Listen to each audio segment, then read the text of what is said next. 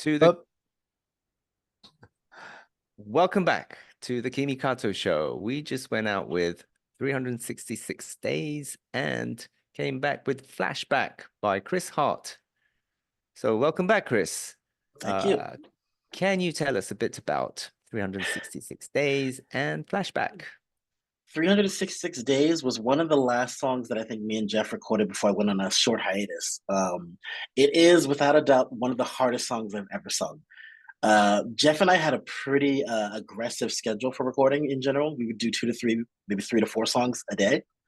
So this was the last song, I think, of 4 songs that day. And it was one of those things where it's like it's the highest key of all the songs. It really requires a lot of power, and you've got to just push through it.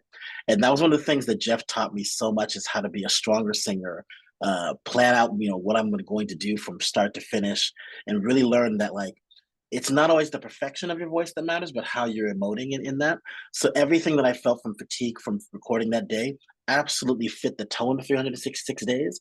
So it wasn't about being a stronger singer. It was about how do I use this fatigue to express the emotions of this song, which is a song about, breaking up and sadness. So there was a lot that I learned from that song. And that was just a key experience with Jeff about how to rearrange a song, how to sing a song, and how to be a strong performer, which then leads into Flashback, which was from my first self-produced, self-written album, where I took kind of a different approach. Everything was written by me, so I took sort of like a synth pop approach, city pop kind of approach, and a lot of the things that Jeff taught me existed in that album as well, from how to vocal produce, how to stack some harmonies and things like that. So a lot of that is Jeff magic in there. Amazing. So you had an amazing run with Jeff in Japan as a music superstar. Um, can you tell us about your first moment when you signed to Universal Music? Yeah, so this was the this was the odd circumstance. It was the first time after Notre Dame in the world. We had gotten that buzz from me winning the competition.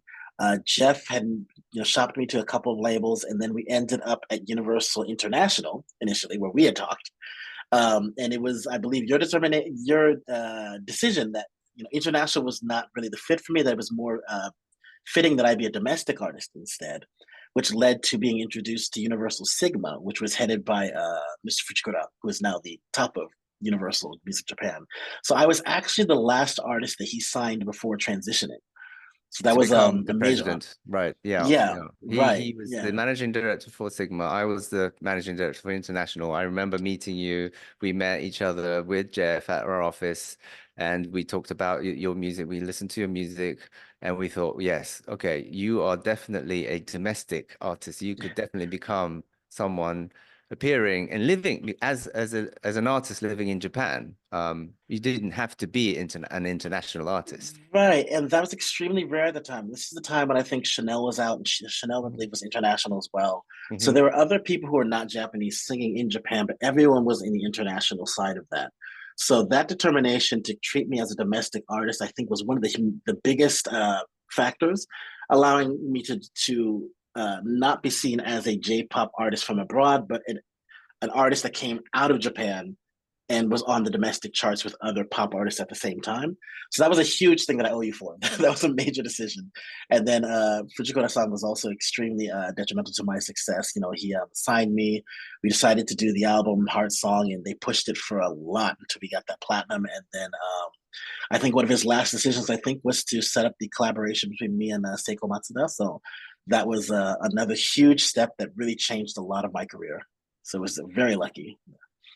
So That's thank you again. incredible. No, incredible, incredible story. To be honest with you, I think they done a job that we probably couldn't have done. So you had a great team. I remember because at that time Sigma had a magnificent promo team. I remember Yes, yes, their promo team were like a bulldozer. Was like a bulldozer, yes. and they bulldozed like all the meet. Cheer and Yeah, and yeah. her promo team. No one really went against them, and Yeah, yeah. They were competitive and they had a vision. And I think it was also another fortunate situation where, again, there's not many people who were used to kind of promoting this idea of, okay, well, you've got this Black Japanese pop artist. What do you do with it? And we had the fortunate luck of, the song going big on TV. And we had, kind of shopped the idea. Do we start with originals? Do we start with covers? We had recorded I Love You and Home and a couple other songs for a demo. And we had done a big kind of industry event to kind of introduce me to the various, TV networks and things like that. And it was their vision and their experience with like Tokunaga Hideaki, who at the time was also having a major hit Yes. cover series at the time. They said, well, let's introduce Chris via the songs that he loves and the songs that everyone else loves. Let's start with covers so people know where he's coming from. And that was the huge step to kind of show, oh, Chris is a domestic artist who understands the Japanese pop scene. He grew up with the same music that we grew up with. This is a natural fit. And then their follow up was we had a song with Nivea that was a CM commercial kind of a success, and then we had the collaboration, which was an original song with me and Matsuda Seiko-san, which was unheard of, really. I was about 6 months into my career when I had a massive collaboration with one of the legends of Japanese pop, and because of her, I was able to also be on a Kohaku Utagasen. So that was also the big, red and white music festival. So that was an amazing, Yeah. unforeseen, unexpected, and unimaginable flow of events within 6 months. I think you definitely opened up so many new doors um, for international artists to have success in Japan. I think you are, when you say you aren't the first, I think you are really ultimately the first to really open up a lot of opportunities for international. You don't have to be Japanese to be a Japanese pop star. And so I believe that you will definitely aspire a lot of artists in the future for anybody in the world. You don't have to be able to be born in Japan, but if you have interest and if you want to pursue your career, you can do that, right? Yeah, I think a lot of people feel, especially now with like K-pop and how many non-Korean K-pop aspiring artists are coming out now, that it's kind of like there are no barriers of language. It's more about how much do you understand the culture, how much do you relate to the culture, the music. I think, yeah, anyone could be a success in any country. It's just if you feel that's your natural fit and others can support you in that, I think, yeah, the opportunities are endless there. Any other exciting, memorable moments in your Uh, career in too Japan? many actually. So because I was able to do that collaboration with Seiko-san, which was just an amazing opportunity, it kind of opened up the door where I think the industry started saying, okay, well, Chris has already, performed with one of the biggest, legends of music. After that, I started ending up on TV, pretty much not like nonstop every month, multiple times with all of these legends of the industry. So it kind of shifted my stance where I was no longer the new kid on the block. I was not like this new artist with my contemporaries at the same time. I was kind of like shifted into the market with them. So I would be with like Tanimura Shinji and like I would be with Matsuda Seiko and I would be with all these other kind of like as we'd say in Japanese ogosho. So it's kind of like I was still new. I was still the baby of the bunch, but it was very easy for them to group me with these legends and perform songs together. So my image progressively became like this collaborative, kind of image where I could go on any TV show, I could do any, performance with any person. There would be no kind of clash. I think even at that time, performing with idols was kind of rare. I would perform very often with like SMAP and other Johnny's Talents or like AKB and stuff like that. So that really was kind of the big change in I think my career that allowed me to kind of get the opportunities I had was that I could work with anyone without conflict, and there was nothing but respect and love. And I worked with so many amazing people. That was just an amazing thing to have. But then to tour every single year, hall tours, then doing the 47 prefecture tours twice, and then doing Budokan, and just being on TV more than most domestic artists was kind of like this like massive thing of just showing that people had received our idea well and that they supported us very well. I think what was ultimately the biggest surprise was that while I Love You is one of my songs that we released very early on, when we initially released it, it was fine. It was a very solid release. The numbers on YouTube were very solid, but I wouldn't say it was like a hit at the time. My image was very much so I'm covering a lot of Japanese pop songs, and that was kind of the focus of our project. But when I decided to go on hiatus in 2017, I announced I was going to go on a 2 year hiatus, kind of study and learn to do production and stuff like that. There was somebody on another audition show who sang "I Love You," and then "I Hmm. Love You" shot to the top of the charts, and then it stayed on the top of the karaoke charts for like 3 years, and then it became this thing. It's like everyone knows Chris Hart and "I Love You." So all of a sudden, the guy who's covering songs becomes the covered artist. And we get all these, requests for people to cover that song. And it kind of sustained me for those 2 years where I was just not, not in the spotlight anymore. And it just shifted my career again in another direction. So now it's like, okay, now you've got originals, now you've got covers. And that allowed me to have a freedom to really just do anything I want.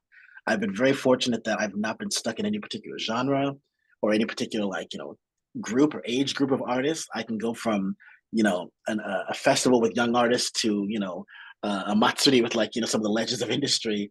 And it's always been very natural, very fun. And if it's a rock song or it's a pop song or it's K-pop, no one really bats an eye. And that's a level of freedom I don't know if I would experience anywhere else in the world. I think if I had been in the States, initially, especially when I was coming up, you're an R&B artist. You're black, so you do R&B. To be able to do Japanese pop, folk, enka, kayokyoku, or anything like the way I've been able to do is a level of freedom I am extremely grateful for. And it's hard to plant those seeds and end up there, but it was very, very beneficial for me. Amazing. I've got to say, your parents must have been proud. They didn't really understand it. They were proud. They understood that I signed to Universal, but they had no idea of how big it was until my Budokan show when I was able to invite them Was that not the only to first the show, time? but that was the first time they came Oh to my, Japan, and I was able to invite them on stage and perform a song for them, which is probably on YouTube somewhere. But wow. they didn't really get the gist of it until they saw the crowd at Budokan from the stage. Wow, because Budokan is like over 10,000 capacity. So they didn't see Yeah, you perform until you became a 10,000 capacity artist. yeah, they had no Meanwhile, you idea. were you Yeah, were on one of the biggest shows in TV, and then even before you were signed, and then you were on one of the biggest TV show like Kohaku at the end of the year, yeah, like yeah, black and white, red and white TV show. That's also one of the biggest music show in Japan. If you can be on that show, you're pretty established. yeah, You yeah. were on that, and they didn't know that. It's hard to give it context because it's so foreign to them. And then they would have Japanese friends telling them, "Yeah, I know your son. I've seen him on TV. My daughter loves his music," and it just never really hit like the Wow. numbers of it because the entirety of that thing was it was 47 prefecture tour, Budokan show, and then another 47 prefecture tour. Hmm. So this was about 99 shows in total, and I think overall over 100,000 audiences, in Right, in total. total. So Right, right. yeah, so it was a lot, and I think for them to be able to see that kind of gave them clarity, like, oh, he's actually doing okay. How did they come to all the show? No. They How only many came to, shows? to the Budokan, The Budokan. to the Okay. Well, Budokan. Yeah, I mean, that's good enough, but yeah, wow. yeah. That was the easiest one to understand. Wow, that's just I just have to say congratulations. You have an amazing son. To be successful in Japan. It's pretty hard, even for a regular Japanese. Now, you did this, you plowed through the Japanese music industry, Well, a lot being of in a people put a lot of work into oh, it. So it yeah, was I know. definitely. I know. I think what I've definitely reflected on is that it's not necessarily that I did everything perfect, that I did everything with a proper plan in place. What I am grateful for is that I planted seeds. People picked up those seeds. They let them bloom, and when the chance came, I was ready to seize the opportunity. That was the only thing I could say is that even if it was daunting or if like, Budokan show seems like it's the most, intimidating thing possible, whatever the challenge is, just be ready for it and just accept it and embrace it. Mhm. And it just keeps going from there. What was your hardest moment? I'm sure there's lots, but what did you find difficult? Or maybe even say, maybe rephrase the question. Was Yeah. there a moment where you felt culturally didn't fit right, or intimidated, or had I was hardship? lucky that I think everything was within my expectations since I'd always been growing up on Japanese music. But the hard part was really just adjusting to, you're doing everything your second language, which is, interviews. I mean, the funny thing I think that people don't really know is that I think in any given year you spend more time talking about music than you spend singing or making music. So you have like, maybe like a 3 month period where you're performing and you're promoting something, and then you've got like a little period where you're touring, but everything else is, on radio, on TV, talking about it, promoting it. And the amount that you have to talk in Japanese, and the things you have to talk about in Japanese is a whole nother vocabulary that you have to remember, and just doing that nonstop and in various situations. And I think the biggest thing for me is because unlike other artists who are in their concerts in their own, at home environments. My thing was definitely TV was a big thing, which is in a way kind of experience. You're adjusting to the circumstances of that show and what they need you to do. And I think contrary to most people's expectations, you don't get a lot of rehearsal for that. It's not like, you do 5 rehearsals and you do a TV show recording. Most times you get the song, you listen to it yourself, and then on the day of the recording, you do a sound check and you do the actual thing. So what really strengthened me, I think, over time was getting used to the idea that you don't get a lot of time to prepare. You just have to be prepared. So if someone says, "Hey, tomorrow we need you to sing this song," I know I can learn the song in a night. I know I can then perform that song, whether I've never performed with this person before or not, whether I've never ever seen this band before or not. Like if it's the Hut's timing, like the first time you've met this person, I know this person's voice well enough to be able to do it with them with no rehearsal. It was definitely that acquired skill that helped me to get over the career. That's definitely an advice. That's a key to one of the success to become successful in Japan, I think. Flexibility. Yeah, definitely. Okay, we are going to take another quick break. Please don't go away. We'll be right back. You are listening to the Kimi Kato Show with Chris Hart.